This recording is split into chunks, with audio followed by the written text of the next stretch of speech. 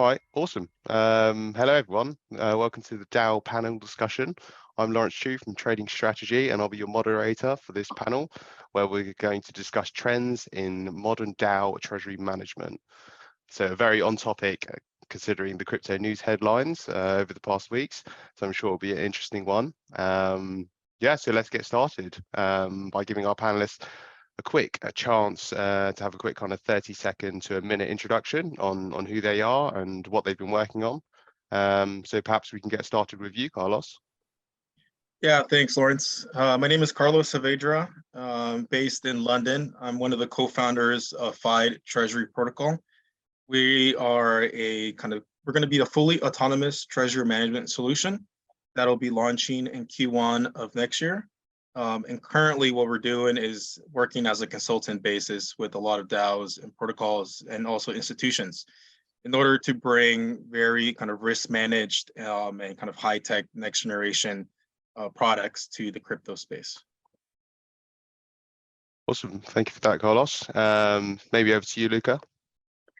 Thank you very much, and thanks to Trading Strategy for the invitation. I'm Luca Mossini. I'm the head of sales at Avantgarde / Enzyme, and I'll try to start with making the distinction between the two. Enzyme is a DeFi protocol that helps projects run their treasury on chain in a trustless way and transparent way. And Avantgarde is the company that is delegated from the DAO to run the roadmap and improvements and also business development in my case. So you can think of Avantgarde as the Enzyme Labs. So the company takes care of all the rest. And we definitely, I mean, we help DAO, we work with them. Always, you will see me popping up in many DAO fora talking about treasury management because we help them really professionalize their treasuries and start to taking things a bit more seriously. Yeah, so this panel was made for you then, I guess. Over to you, Oaksprout. Yep. Hi, everyone. I'm Oak. I'm one of the co-founders of Fyre, which is the company building Autonolas. We've built a technology stack which enables DAOs and protocols to decentralize their off-chain systems, and we're backed by True Ventures, and my co-founders are sort of top multi-agent systems and cryptography PhDs from top UK universities. We recently got a grant from Balancer to build a new open source primitive for developing powerful asset management products, which is based on their new managed pools contracts. And we've also been doing a lot of research into the makeup of DAO treasuries and speaking directly with many DAO treasury teams in the interest of building better solutions for DAO treasurers. So yeah, happy to be on this panel today with you all and looking forward to getting into it. Amazing. Thank you so much for that, guys. And obviously, thank you all for being here. It's great to have such an expert panel join us today. Obviously, share the wealth of knowledge that you guys have on this topic. So yeah, jumping straight in, and I hate to kick it off with a negative point, but obviously we're going to address the elephant in the room here, especially when it comes down to treasury management. FTX. So obviously it's a terrible situation and outcome, but I like to think there's obviously a lesson learned in everything. So maybe for you, Luca, now that we've seen obviously the terrible outcome of poor treasury management at FTX, what are the main guidelines that all DAO treasuries should follow from a risk management point of view?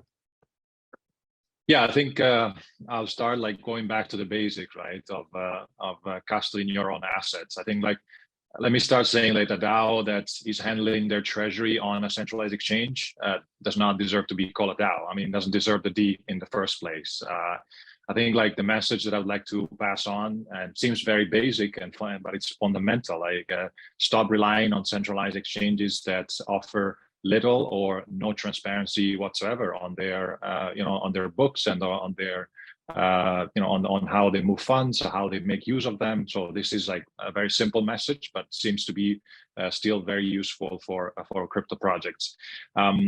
Exchanges are scrambling to offer proof of reserve, but let me say proof of reserve only offer half of the picture, because you probably have the picture of their assets, but you don't really have the full picture of their liabilities. So without the full picture, you cannot really understand how much risk they're taking how much exposure they are, they have, and therefore you don't really know what the risk of insolvency and lack of liquidity there is.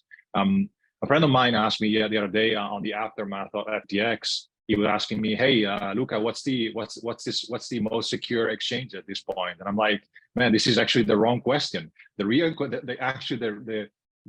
correct question is how do I get rid, or how do I live without exchanges altogether?" I think that's a fair question to ask. I mean, of course, there are exchanges that are doing great, that are having correct practices without misbehaviors. But the truth is that DeFi exists, the technology exists, and therefore, it's time to start using it.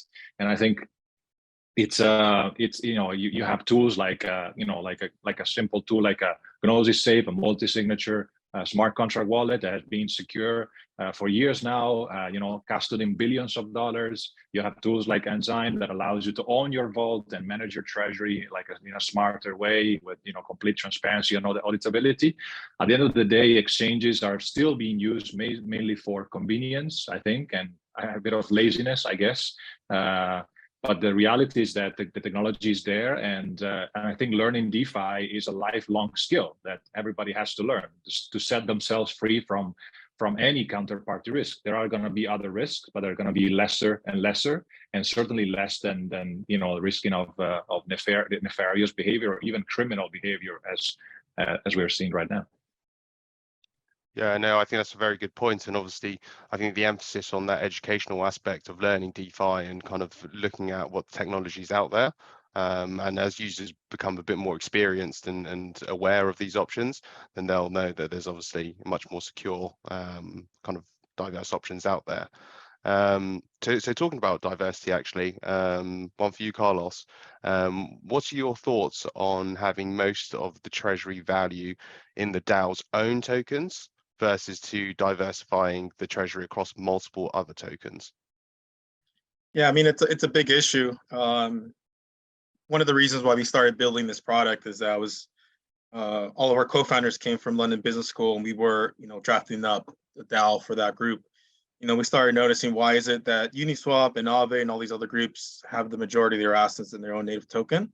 And as kind of a CFA charter holder, that just rubbed me completely the wrong way, right? You could have the same level of reward with much less risk just by diversifying. So I think it's more of a question of, can these groups even do that, right?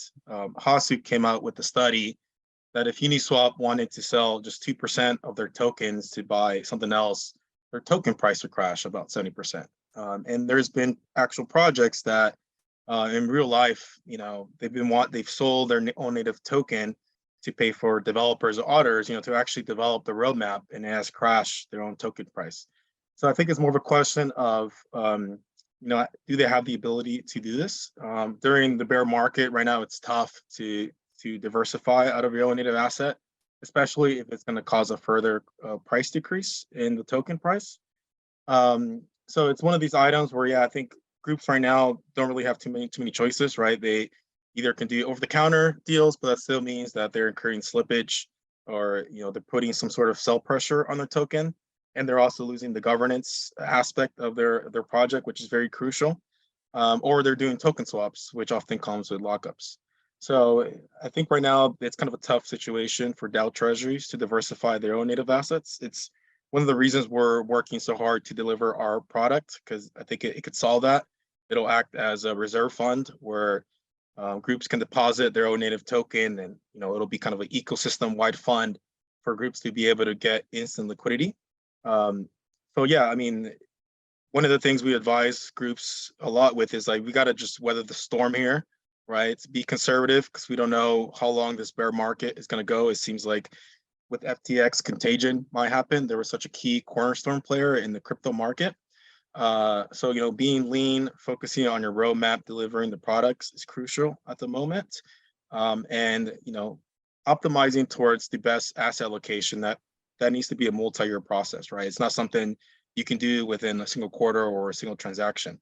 So yeah, I think it has to be diversification. If you really want to have your DAO treasury act more as an endowment that lasts into perpetuity, diversification is the only way to really do that at the moment. Yeah, no, that's very insightful. And I think obviously the more emphasis early stage, these projects and companies could kind of start taking action about that, then the better, right? It puts them in a better position going forward. So one for you, Oaksprout. What do you think the biggest challenges that current DAO treasuries are facing operationally? Yeah, it's a good question. I'm thinking about it. I'd say that it's a balance between security and productivity at the moment. So many DAOs obviously hold significant funds in their treasuries, even non-native asset, and they want to monetize them, but they face a mix of basically a few issues. One is with DAO teams who don't really have the skills to manage their assets directly. And so they want to delegate to a third party, but they face problems like how do they find and assess a good team? If they do trust their funds to another team, how are they going to place restrictions on what that team is able to do? How do they ensure that that team is reporting adequately and staying transparent? So that's the situation where a DAO team doesn't have the skills to manage their assets directly. Some DAOs, on the other hand, do feel confident in their abilities to kind of source and allocate to DeFi yield opportunities themselves. But the problems they now see are that, for one thing, yield is very low. It's so low that it often isn't worth the smart contract risk. And also that yield is very dynamic, and the need to kind of regularly change between opportunities is far too complex to do as a whole DAO. And even as a sub-DAO, you have issues with disengaged signers, and it's very difficult to really chase after yield when you're not a kind of a fast-moving centralized team. So, these issues kind of relate to earning yield, but there are also serious problems with other aspects of treasury management, be it kind of consistent accounting of off-chain financial data and spending, overspending of sub-DAOs, adequate diversification of assets, et cetera, et cetera. And from our perspective, we see various solutions emerging. Luca and Carlos are building some of them, obviously. One of the most important ones which we're driving forward is taking these processes of asset management, treasury management, which are currently operationalized either by sub-DAOs or otherwise. And we're essentially helping teams to write those processes into decentralized and autonomous off-chain software systems. And we really feel that this is one of the best approaches because it means that you really don't need to trade off security for productivity anymore. And so this is one of the things we're focused on. And I think, in summary, there is this issue between security and productivity, but we're feeling positive about it, and that there are solutions emerging. Yeah, that's good. So obviously, there seems like a whole plethora of kind of issues that they can these treasuries can face operationally, and then you mentioned quite a number of solutions out there as well. So obviously, it's a lot to juggle for these treasuries, a lot of options out there. So my question is for you, Luca, is should DAOs build their own treasury vaults, or kind of should they utilize some of the third-party vault solutions out there? What's the best approach for them to take? Well, I think your question implies an either or, and I think I would say both. I mean, they should definitely own their treasury vaults, but they shouldn't try to reinvent the wheel or to rebuild it from scratch. The technology exists for them to own their vaults, but sitting on open, permissionless, decentralized, transparent protocols, because that's exactly what they've been built for.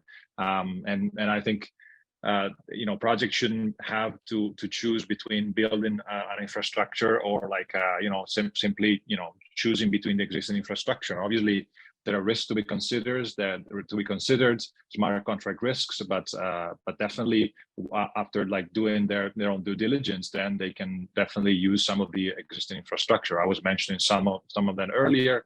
and back again. Then once you picked the right tool, the tools in a given toolbox, then you can go on and definitely deploy your strategy according to your risk reward profile. Oaksprout was actually talking about operational challenges like, how do I manage my treasury if I don't know how to do it, right? Because most of the projects are actually run by tech experts rather than financial experts, and therefore that's one of the things that sometimes tech experts are then responsible for this million treasury, so then they don't really know how to handle that, and therefore you see things like on Enzyme, you can actually establish a trustless delegation where you can give